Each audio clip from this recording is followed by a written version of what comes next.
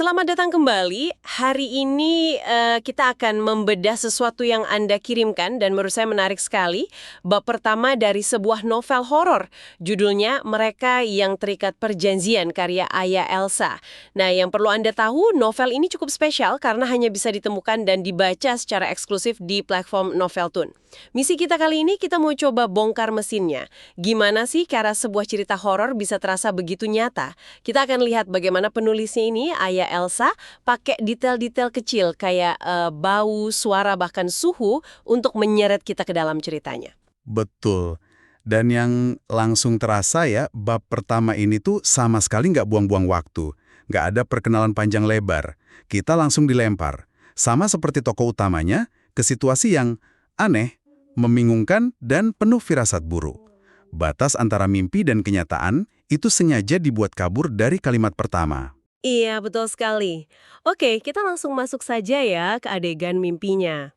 Karena ini, menurut saya, fondasi dari semua kengeriannya. Bab ini dibuka dengan Wiratama, tokoh utama kita, yang merasa dia bermimpi sebelum ia benar-benar tidur. Kalimat pembukanya saja sudah bikin kita, bertanya-tanya kan? Udah aneh dari awal. Udah aneh dia tiba-tiba berdiri di atas tanah hitam, basah, lembek gitu. Dan penulisnya benar-benar menekan sensasi ini, bagaimana tanah itu lengket di kakinya. Tapi yang paling nonjok buat saya justru deskripsi baunya. Ah, iya. Baunya. Ini pinter banget. Penulis bilangnya, pekat, segar tapi busuk di saat yang sama. Aneh banget kan? Gimana coba sesuatu bisa segar sekaligus busuk? Iya, gimana itu? Lalu dijelaskan lagi, bau liang yang baru saja dibuka. Dengan mulai dari indera peraba dan penciuman, bukan penglihatan. Ini cerdas banget. Kengeriannya jadi nggak cuma kita bayangkan, tapi seolah-olah, kita ikut merasakannya di badan. Perut jadi ikut mulas gitu kan? Persis.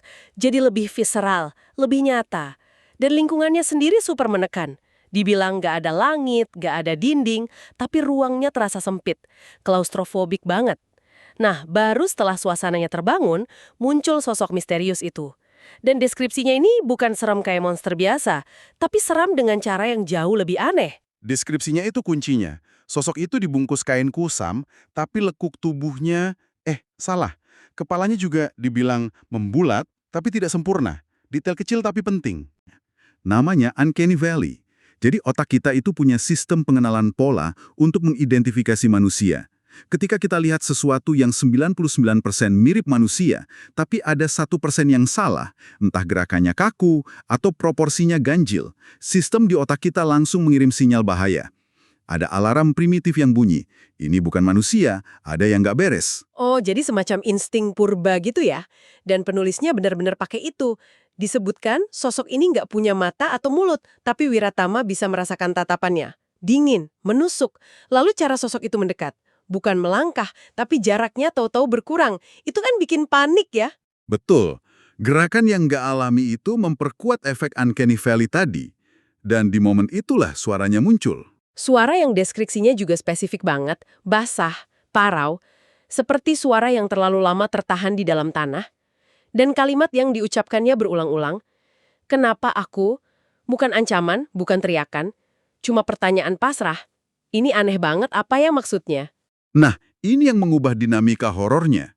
Kalau sosok itu mengancam, perannya jelas, dia predator. Tapi dengan bertanya kenapa aku, perannya jadi kabur. Dia terdengar seperti korban.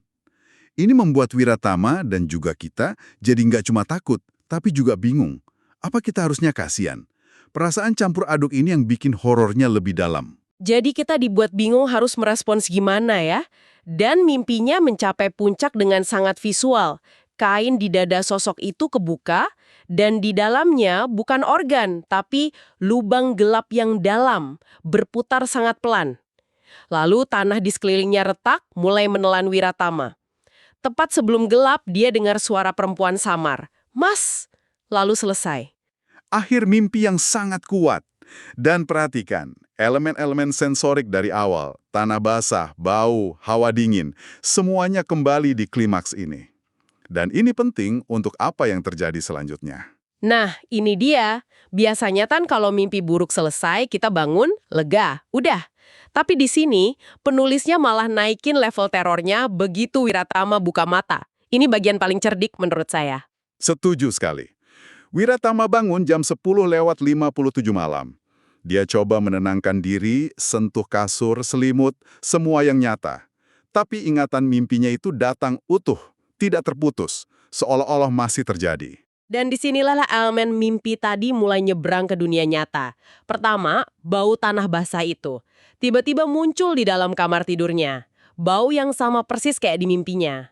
Itu sinyal pertama. Ini teknik yang bagus banget. Dengan membawa satu elemen sensorik dari mimpi ke dunia nyata, penulis meruntuhkan tembok aman di antara keduanya. Kamar tidur yang harusnya jadi tempat paling aman, sekarang sudah terkontaminasi. Setelah bau, suhu kamar tiba-tiba anjlok. Penulis menekankan bukan merambat, bukan perlahan, dingin. Seolah-olah ada sesuatu dari mimpi itu yang sekarang hadir secara fisik di ruangannya. Dan dari situ, terornya nggak berhenti. Eskalasinya cepat dan efektif. Cepet banget. Mulai dari suara brak keras dari atas plafon, lalu diikuti suara langkah berat yang lari bolak-balik. Ini bukan suara tikus loh. Jujur, kalau saya dengar suara begitu di plafon, mungkin saya udah lari ke rumah tetangga. Sangat bisa dimengerti.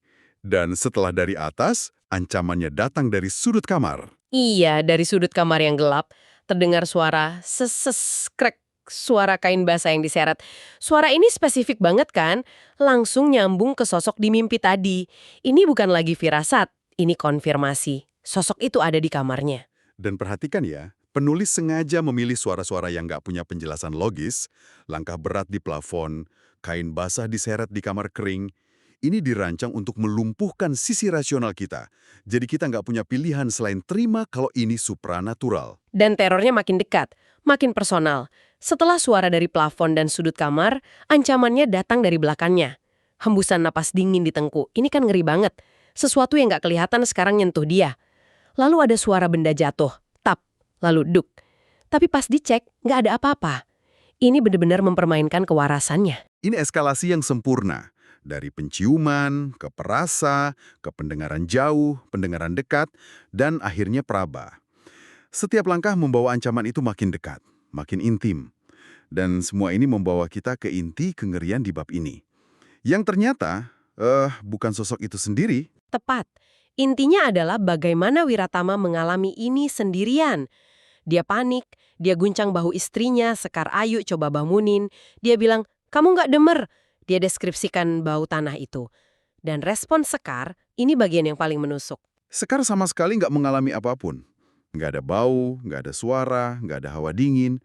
Baginya, semua baik-baik saja. Dialognya itu loh, Sekar dengan ngantuk bilang, Mas, kamu mimpi lagi ya? Dan nggak ada apa-apa mas, lalu dia cuma balik tidur. Dia meninggalkan Wiratama sendirian menghadapi semua itu. Momen ini menurut saya jauh lebih menakutkan dari semua suara tadi. Karena inilah horor yang sesungguhnya.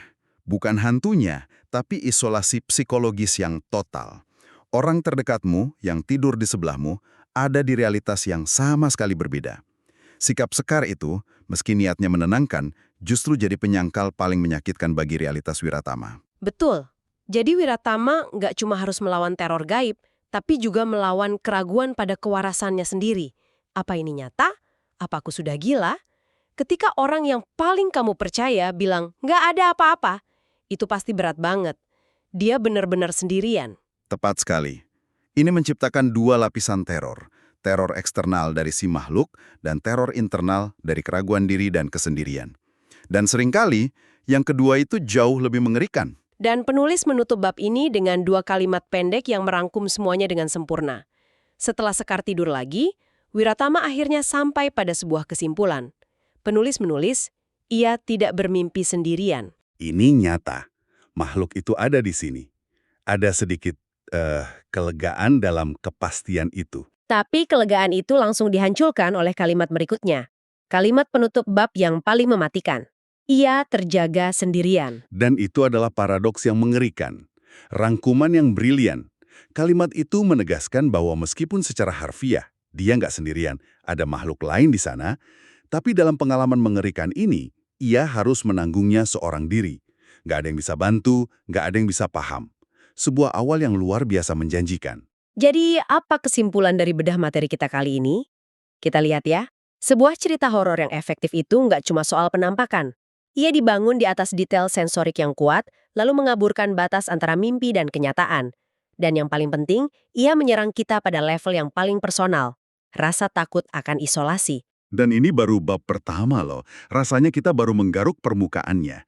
Bagi Anda yang jadi ikut-ikutan penasaran dengan nasib Wiratama dan misteri di balik pertanyaan, kenapa aku? Cerita lengkap dari Mereka yang Terikat Perjanjian, karya Aya Elsa ini bisa Anda baca secara eksklusif hanya di Novelton. Jujur, kalau bab pertamanya saja sudah seintens ini, saya nggak berani bayangin lanjutannya.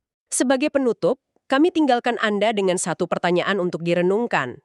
Coba Anda bayangkan ada di posisi Wiratama. Mana yang menurut Anda lebih menakutkan?